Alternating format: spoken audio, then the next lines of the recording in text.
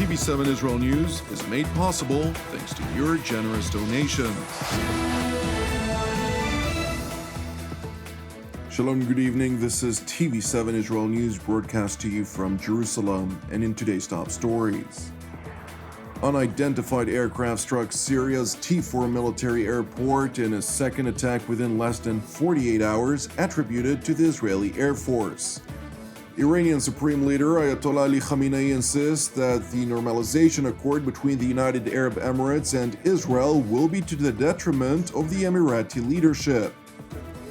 Turkish Vice President Fuat Oktay warns Greece and those that back its claims in the Eastern Mediterranean that Turkey views its agreement with Libya as a red line. Unidentified aircraft conducted a surprise bombardment on Syria's T4 military airport, which is situated in the eastern countryside of Homs Governorate. The attack occurred some 20 minutes after 10 p.m. last night, when aircraft, which Damascus insists belong to Israel, launched a barrage of sophisticated missiles at the military installation from the direction of Syria's southeastern Atanf border region with Iraq.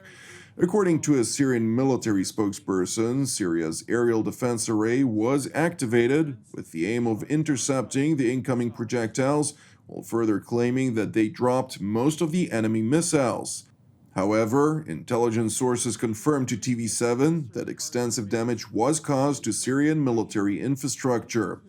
Nevertheless, there were no immediate reports of any casualties.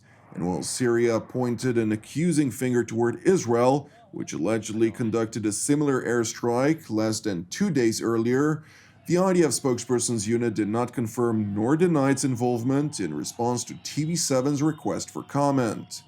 It is important to explain, however, that the Syrian T4 military airbase has been identified as a logistics inbound transportation point for Iran's Revolutionary Guards Corps, from which it transports both arms and so-called military advisors to Iranian-backed militias operating within the war-torn country.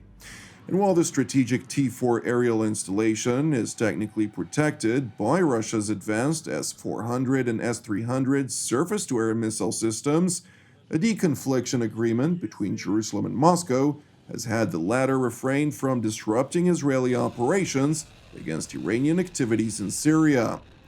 It is also important to highlight that while the international community has clear evidence of Iranian weapons transfers to Syria, Lebanon, Iraq, and Yemen, among others, Annex B of UN Security Council Resolution 2231, which officially endorsed the 2015 nuclear deal, clearly bans any transfer of arms to or from Iran until a set date of October 18, 2020.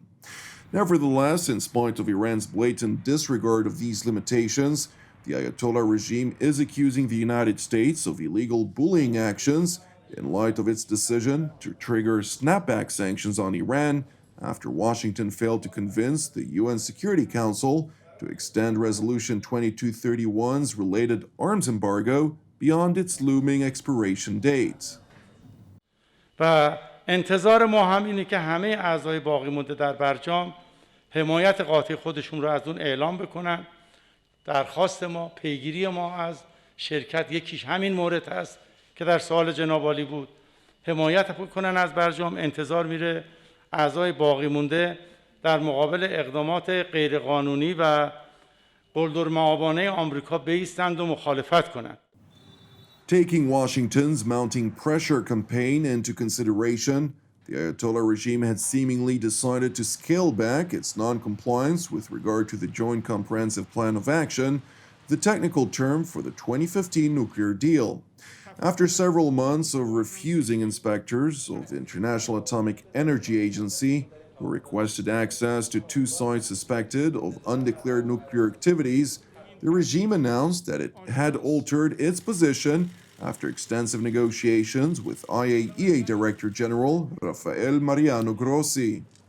The statement recognizes that we have agreed on that.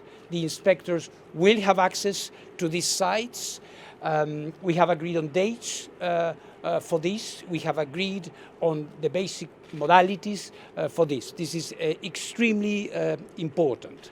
We have also agreed that, or recognized that these activities that we are going to have there are related to nuclear material or possible related nuclear activities.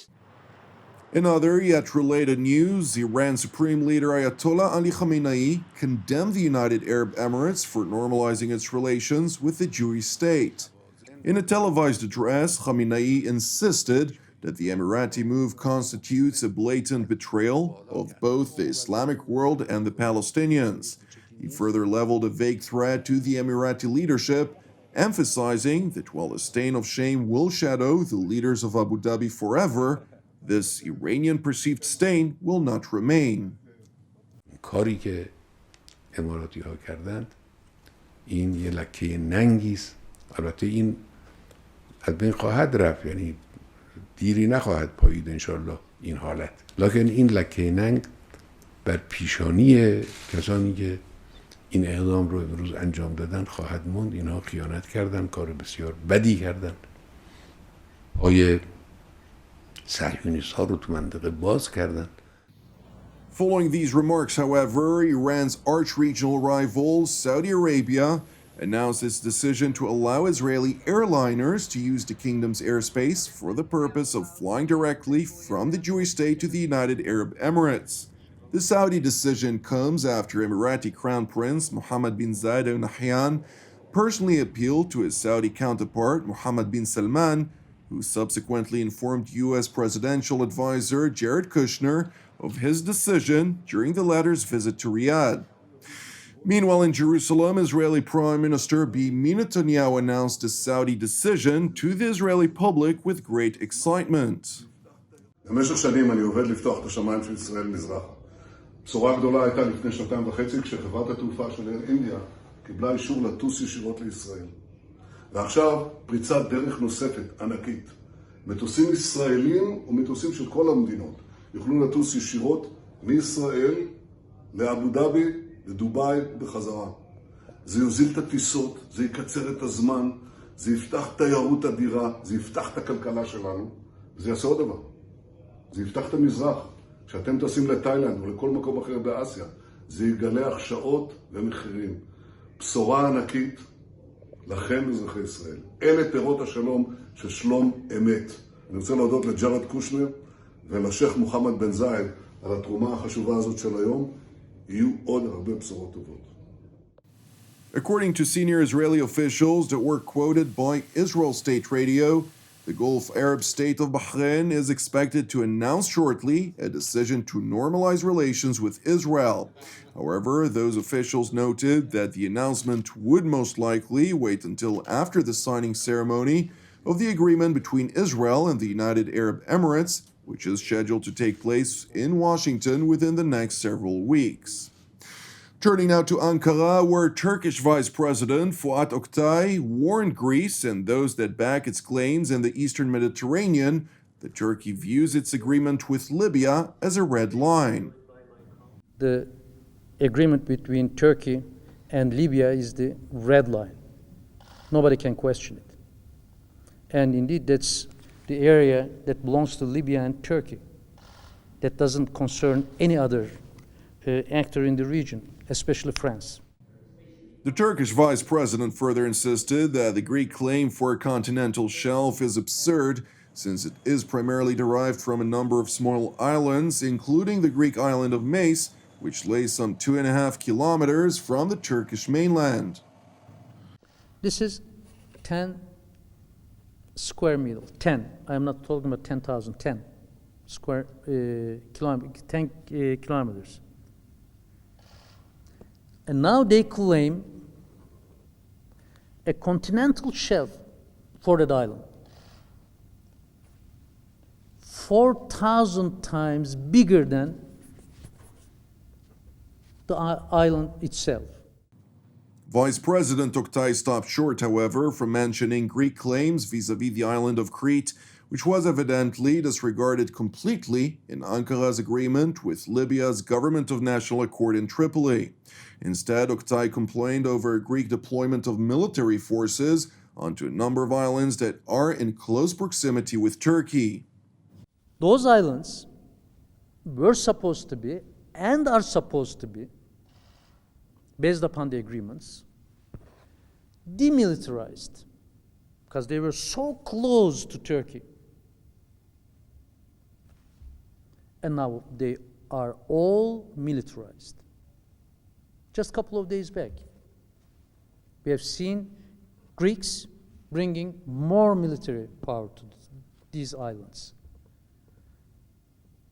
So will the world expect us to sit back and just watch it? In spite of the Turkish frustration with the Greek deployment of troops, Ankara's top defense echelons are clearly troubled by the military backing of West European powers, including France in particular. Kabadayılık yapmaya kalkanlar var, hak iddia etmeye kalkanlar var.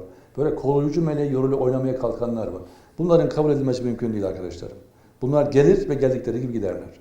Ve burada bizim çalışmamızdaki esaslar da uluslararası hukuk, iyi komşuluk ilişkileri, mahkeme kararları, teamüller. Thank you for watching us. As part of TV7's prayer initiative, I would like to encourage you today to join myself and the team here in Jerusalem to lift up Moldova in prayer for its salvation and peace, in addition to our ongoing prayers for the peace of Jerusalem, the salvation of Israel, as well as for all those who are impacted by the corona contagion and its economic ramifications worldwide. Also, I would like to thank all of our partners. You're an integral part of TV7's mission.